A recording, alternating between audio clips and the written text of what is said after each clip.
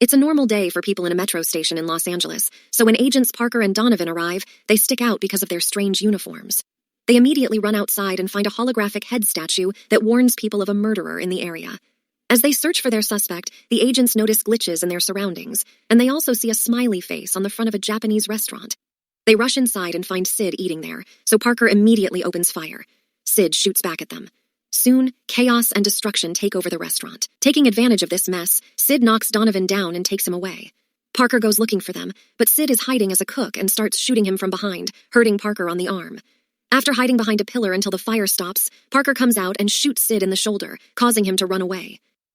Then Parker finds Donovan in the ice tray, bleeding and sizzling with electricity. Suddenly, Sid ambushes him again and pushes him against the pillar before pressing into the Parker's wound, causing him to glitch until he disappears. Donovan's body also goes away as Sid instantly heals his own wound. At that moment, it's revealed that the whole scene had been a simulation that went out of hand. Parker and Donovan are shaking in pain in their seats, so the scientists quickly disconnect them. It seems Parker is fine, but unfortunately, Donovan dies from the side effects. The higher-ups scold the developer Daryl for the lack of a failsafe, but Daryl says someone has been messing with his software. Afterward, Parker is handcuffed to be sent back to prison. It turns out they use convicts to test this software, and any participants get their sentences lowered. Parker is a former cop who is doing time for killing people during a case a few years ago. Before leaving, Parker tells Police Chief Billy that Sid cheated because electrocution wasn't supposed to be part of the available weapons. He wants to check the computer, but Daryl pushes him away and almost starts a fight before the guards take him away. When Parker returns to prison, security scans him and double-checks his mechanical arm. Then they open a different door from usual. And now, Parker finds himself surrounded by prisoners in their cells, insulting him for being a cop. A convict comes out and accuses Parker of getting Donovan killed before attacking him with a knife. A fight ensues, and at first it seems they're equal. But soon Parker overpowers him and kills him. In seconds, the cops have to come out and beat Parker to drag him away. Meanwhile, Daryl speaks with Sid because it was he who altered the program to kill Donovan. And now the higher-ups want to shut him down. Sid admits killing for real felt amazing and claims he can't change what he is, but he refuses to be shut down, so he makes a special plan with Daryl. The next day, criminal psychologist Madison visits Parker for his psychological evaluation.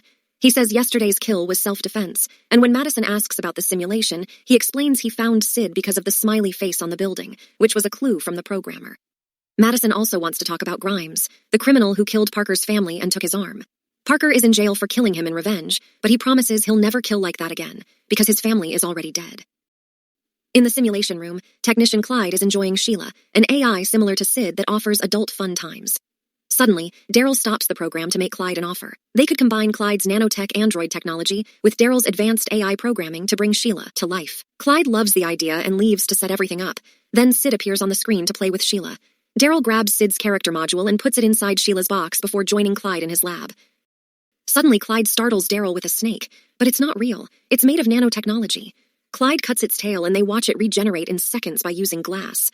The only way to actually kill it is to remove the character module. Then Clyde puts Sid's module inside a blue liquid, thinking it's Sheila's. After a few minutes, the blue substance creates a weird egg, and when it hatches, Sid comes out and immediately kills Clyde. Terrified, Daryl runs away. So Sid tests his new body. After a few moves, he cuts his finger, but it quickly grows back with the help of some glass. When the cops learn about what happened, thanks to security cameras, Billy convinces the higher-ups that Parker is the only one who knows Sid well enough to capture him. They offer Parker a deal. If he catches Sid, he gets a pardon and his freedom. But he'll be tracked with a microchip implant so he can't run away. After the procedure is over, Parker is given back his badge and gun, but he isn't happy to learn Madison will come with along. In the meantime, Sid kills a whole family in their house and steals some new clothes before leaving. Parker and Madison soon arrive at the scene of the crime and discover Sid took a gun as well. Madison sees the positions of the bodies and the blood messages on the walls and realizes she's seen this before. It turns out Sid is copycatting old murders. Afterward, they search the lab and discover that Sid was programmed by using the personality of almost 200 murderers, including Hitler and Grimes, which leaves Parker in a bad mood. In the evening, Sid goes to a club that has a special effect on the screens using the crowd's faces, and he loves seeing himself on camera. After flirting with a dancer, Sid discovers that the bartender is a very basic robot and finds it so insulting that he shoots it. Then, he forces everyone down to the ground and kills whoever tries to run away. Next, he asks a woman to film him while he begins hurting people to record their screams and create a symphony based on their pain. Meanwhile, Parker goes with Madison to her home to check on her daughter, Karen.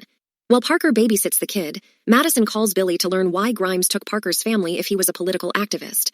It turns out Parker was learning too much about his plans, so Grimes kidnapped his family to throw him off. At that moment, Parker receives the report of Sid's hostage situation, so he takes off with Madison. However, the road is blocked because of a crash, so he leaves the car and runs toward the club instead. The cops arrive first and interrupt Sid's concert of screams, so he shoots them all in seconds. Soon, Parker shows up and begins shooting Sid like crazy, but the wounds don't bother Sid, so he just jumps over Parker and escapes. On the elevator outside, Sid steals a police car, but Parker manages to catch up and jump on the hood. Unfortunately, Sid lives fast enough to throw him off, and none of his bullets hit the target. At that moment, Madison picks Parker up in her car, and they chase after Sid, who is eating broken glass to fix his wounds. Then Sid uses the radio to taunt Parker and Madison while he hits other cars on the road just for fun. Eventually, he discovers the road is blocked, but he just crashes his vehicle against the other cars and waits for Parker to come after him, taunting him more as he runs away. Unfortunately, Parker also crashes the car, and Sid escapes by jumping over the bridge. The next day, Parker shows Billy the recording from the club and explains, Sid will want bigger events and more coverage. Just like Grimes, the higher-ups try to deny it, saying that kind of behavior wasn't in the original programming. But Madison points out Sid isn't limited by the simulation anymore, so he's evolving in the city's marketplace. Sid shows off his new suit and enters an electronics store. When he hears the news talking about him, he changes every TV to the news coverage of his attacks, and when a man tries to switch back to what he was watching, Sid just kills him. This is recorded by a man with a camera, which makes Sid happy. Then he notices what the dead guy had been watching and gets an idea. By the time Madison and Parker arrive, Sid is gone, but they get to see the recording. Parker notices what was on TV before Sid left and realizes he's probably at a wrestling match to get a huge live audience in the auditorium. The crew in the control room has already been murdered. Sid joins the cheering crowd and tries to flirt with a woman, causing her boyfriend to attack him. Sid easily stops him and sends him flying to the floor, but the crowd thinks it's part of the show. Then Sid grabs the woman and calls Parker's name for the cameras. But when a guard tries to shoot him, Sid loses a hand, stopping the bullet. After knocking the guard down, Sid jumps into the ring and enjoys the crowd's cheering. At that moment, Parker arrives, so Sid begins running away, and a chase ensues. Sid manages to reach the train station and touches a train window to regenerate his hand. And by the time Parker shows up, Sid has grabbed another woman to use as a shield. Parker shoots anyway, but to his shock, the hostage falls dead, while Sid escapes on the train. The police immediately arrest Parker while Madison checks the body, only to discover the victim had been shot from the back. So it wasn't Parker who did it.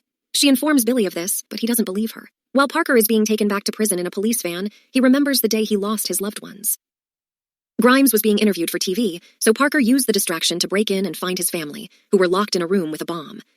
Sadly, when he shot the lock to save them, he triggered a motion sensor, and the bomb exploded. Furious and hungry for revenge, Parker rushed out to kill the entire gang and Grimes without mercy. He was so blinded by his grief that he accidentally killed the reporter and the cameraman too. Back to the present. The van suddenly stops, and Parker discovers Sid has killed the driver to talk to him through the grates. After taunting Parker some more, Sid opens the back of the van and gives him the keys for the handcuffs, while revealing the truth behind the microchip. It has a neural toxin that can kill him in seconds. Afterward, Sid disappears. So Parker frees himself and takes the driver's gun before running away. While Billy receives news that Parker killed the driver and escaped, Parker calls Madison to tell her he didn't do it and that he'll be with his family. Then Madison calls Billy, who has the autopsy confirming Parker didn't kill the woman on the train. She also tells him the truth behind the microchip. So a furious Billy rushes to the control room and destroys the system before the higher-ups can activate the toxin. Meanwhile, Madison leaves her house to go after Parker, unaware that Sid is coming after her daughter. She finds Parker at his family's grave, and they discuss Sid's motivation, realizing he'll want a huge public event for his next move. In the evening, protesters surround a TV studio that is having a very important live interview regarding immigration laws. Sid sneaks inside, and after killing everyone in the control room, he changes the computers to project a creepy image he calls Death TV. Sid kills the special guest on camera, and the ratings immediately start going up. Then he holds the employees hostage while announcing his next victim will be Karen, who is locked up in a secret place. When Parker and Madison arrive at the channel, she has a breakdown over her daughter, but Parker swears he'll save her.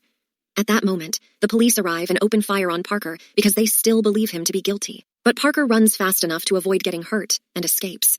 On the elevator outside, Daryl comes out of hiding to watch his creation, so Madison knocks him down with her own gun. Sid continues to talk to the camera while teasing another kill, but the connection suddenly is shut down. Parker reveals himself and opens fire on Sid, who quickly escapes through the ceiling. As Parker follows him up the stairs and continues to shoot, a police helicopter appears outside and also opens fire, so Parker can barely move. Luckily, Billy arrives and calls the helicopter off. Now Parker can continue his chase. Sid is hit by many of Parker's bullets, but these wounds aren't enough to stop him. They reach the roof and start fighting hand to hand, exchanging a bunch of hits before they make a risky jump, only to end up falling. Luckily, Parker holds on to the wire from the machinery while grabbing Sid, swinging until they crash back into the building through the window. Sid ends up impaled on a bunch of glass shards and loses a few limbs. But when Parker comes closer, Sid holds him down while he starts using the glass to fix his wounds. After some struggle, Parker inserts his hand in the back of Sid's head to remove his module, which instantly disables him.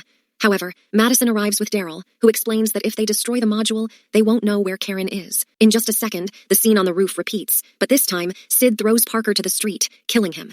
Madison shows up and fails to shoot Sid, who immediately grabs her to take her to her daughter for extra suffering. After they're gone, Parker stands up alive and well because it turns out they're in the simulation, but Sid can't tell. While flirting with Madison, Sid reveals that Karen is inside one of the fan enclosures on the studio roof. Parker appears in front of them to ask Billy to turn off the simulation, and Madison is released safely. But before Parker can be freed too, Daryl beats Billy to death. Now Parker is trapped inside the simulation, so Sid uses the control he has over this world to bend the scenario and send Parker into sensory overload.